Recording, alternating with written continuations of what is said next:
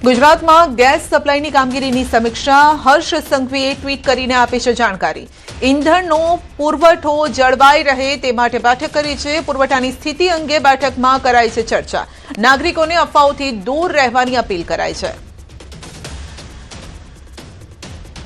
કોઈ બી પ્રકારની પેટ્રોલ ડીઝલને લઈને સોશિયલ મીડિયા હોય કે વોટ્સએપના માધ્યમથી કે કોઈ બી ઓફિશિયલ જાણકારી વગર કોઈ બી પ્રકારની આ અફવાઓમાં આવીને ભાગદોડ કરવાની કોઈ બી પ્રકારની જરૂરિયાત નથી।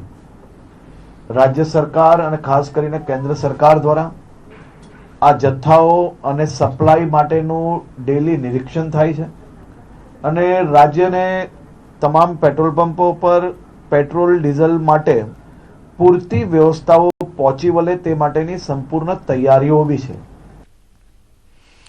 પેટ્રોલ ડીઝલ અંગે હર્ષ સંઘવીનું મોટું નિવેદન છે। રાજ્યમાં પેટ્રોલ ડીઝલની અછત નથી, પેટ્રોલ ડીઝલનો પૂરતો સ્ટોક હોવાનો દાવો કર્યો છે।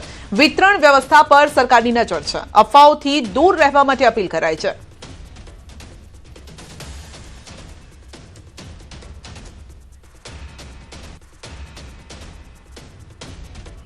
તો પેટ્રોલ ડીઝલ અંગે કોંગ્રેસના એમએલએનું નિવેદન। એમએલએ ઇમરાન ખેડાવાલાની સરકારને રજૂઆત છે। પેટ્રોલ ડીઝલ મુદ્દે સરકારે ખુલાસો કરવો જોઈએ।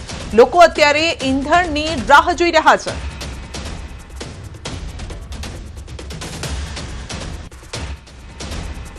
અમદાવાદ સહિત રાજ્યના અનેક મહાનગરોમાં પેટ્રોલ અને ડીઝલની અછતની અફવા ફેલાતા શહેરીજનોમાં ચિંતા ફેલાઈ। પેટ્રોલ ડીઝલ ખૂટી જવાના મેસેજ સોશિયલ મીડિયામાં વાયરલ થતા લોકો પંપ પર ઉમટી પડ્યા, જેના કારણે બપોર બાદ લાંબી કતાર જોવા મળી। તો અનેક સ્થળોએ જથ્થો ખૂટી જતા કેટલાક પેટ્રોલ પંપ બંધ કરવાની નોબત આવી, જ્યારે કે પંપ માલિકો પણ પુરવઠો ઓછો મળતો હોવાની ફરિયાદ કરી રહ્યા છે। બીજી તરફ વાહન ચાલકો દ્વારા ઓવર ફ્યુલિંગ કરવામાં આવતા વિવાદ ઉભો થયો।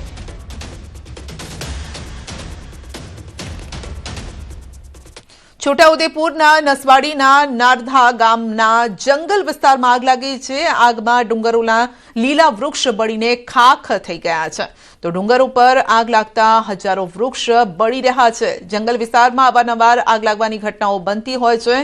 આગ આગળ ન પ્રસરે તે માટે તંત્ર દ્વારા પ્રયાસ તેજ કરવામાં આવ્યા છે।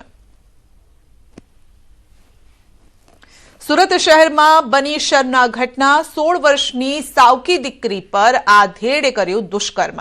ખટોદરા વિસ્તારમાં બની બાળકીના શોષણની ઘટના। તો બાળકીને ડરાવી ધમકાવી દુષ્કર્મ આચરતો હતો આ નરાધમ। પરિવારની ગેરહાજરીમાં બાળકી પર ગુજાર્યું દુષ્કર્મ। અગાઉ પણ અનેક વખત દુષ્કર્મ કર્યો હોવાનો આક્ષેપ તેના પર લાગ્યો છે।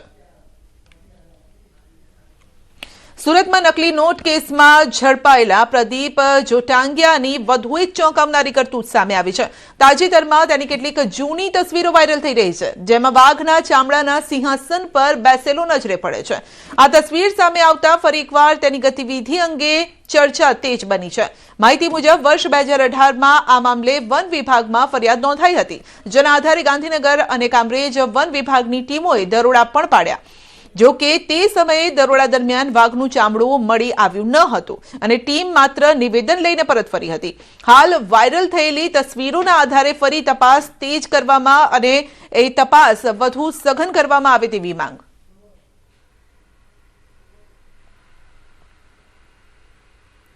સુરતના ડિંડોલી વિસ્તારમાં મિત્રતામાં ઉદ્ભવેલી સામાન્ય બોલાચાલી ઘાતક બની અને જેમાં એક યુવાનનું મોત થયું।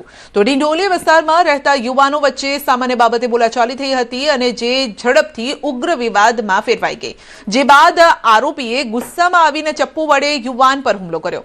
તો સારવાર દરમિયાન યુવાનનું મોત થયું છે। ઘટનાથી સમગ્ર વિસ્તારમાં ચકચાર મચી ગઈ। ઘટનાની જાણ થતાં સુરત પોલીસ હરકતમાં આવી। એમાં બોલાચાલી થઈ, અમુક કારણોસર ગાળાગાળી થઈ અને એમાં જે આ કામનો જે આરોપી જે છે એની પાસેના જે ચપ્પુ જે છે એની ઉપર હુમલો કર્યો એનાથી અને પગના ભાગે ઉપરી પગના સાથળના ભાગે ઉપરી ચપ્પાના ઘા કર્યા। એના હિસાબે ત્યાં જ એ બેભાન જેવી હાલતમાં થઈ ગયો અને ફર્ધર ટ્રીટમેન્ટ માટે સિવિલ હોસ્પિટલમાં લઈ ગયા હતા અને ત્યાં સારવાર દરમિયાન એનું મરણ જાહેર કરેલું હતું। એકત્રિત પુરાવા આધારે એની ધરપકડ કરવામાં આવેલી છે અને આરોપીએ જે હથિયારથી વિક્ટિમ જે મરણ જનાર છે એના ઉપર ચપ્પુના ઘા મારેલા હતા એ હથિયાર પણ તપાસ દરમિયાન રિકવર કરવામાં આવેલ છે. બુલેટિનમાં અત્યારે બસ આટલું જ. રજા આપશો. નમસ્કાર.